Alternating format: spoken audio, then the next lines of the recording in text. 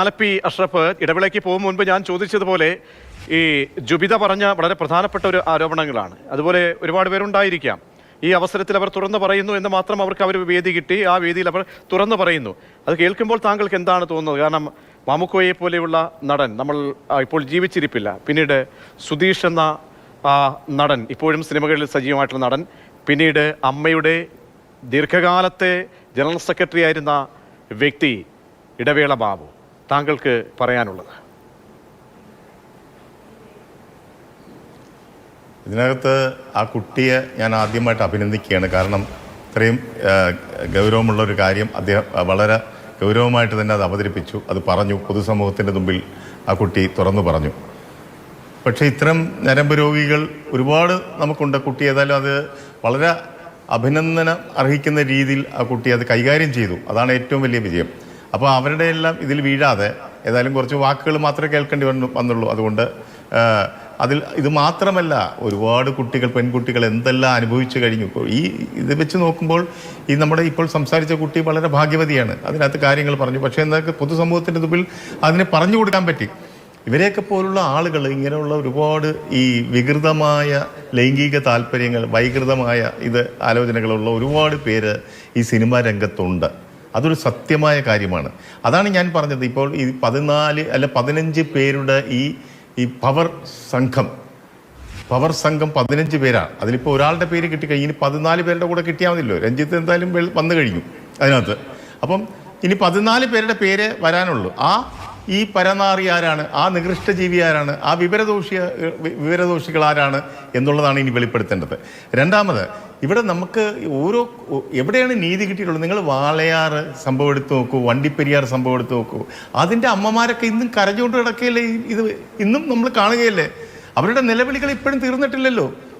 അപ്പോൾ നമ്മളതൊക്കെ മനസ്സിലാക്കി വേണം നമ്മൾ ഇപ്പോൾ ഏതായാലും എൻ്റെ അഭിപ്രായത്തിൽ ഈ സാംസ്കാരിക മന്ത്രിയിൽ നിന്നും നീതി കിട്ടുന്ന കാര്യം വലിയ സംശയമാണ്. പക്ഷേ മുഖ്യമന്ത്രി ഇടപെട്ടാൽ മാത്രം ഒരു പക്ഷേ ഇതിനൊരു നീതിക്ക് സാധ്യത കിടപ്പുണ്ട്. കാരണം അദ്ദേഹം ഇതിനൊക്കെ നേരത്തെ പറഞ്ഞിരുന്നു, എത്ര കൊലകൊമ്പനായാലും ഞങ്ങൾ നിയമത്തിൻ്റെ മുമ്പിൽ കൊണ്ടുവരുമെന്നൊരു വാക്ക് പറയുന്നു. അത് ഓർക്കണം. പിന്നെ ഈ കേസെല്ലാം കഴിഞ്ഞ് നിരപരാധിയാണെന്ന് തെളിഞ്ഞാലോ എന്നാണ് ചോദിക്കുന്നത്. എന്തൊരു കഷ്ടമാണ് ഇങ്ങനത്തെ ചോദ്യം.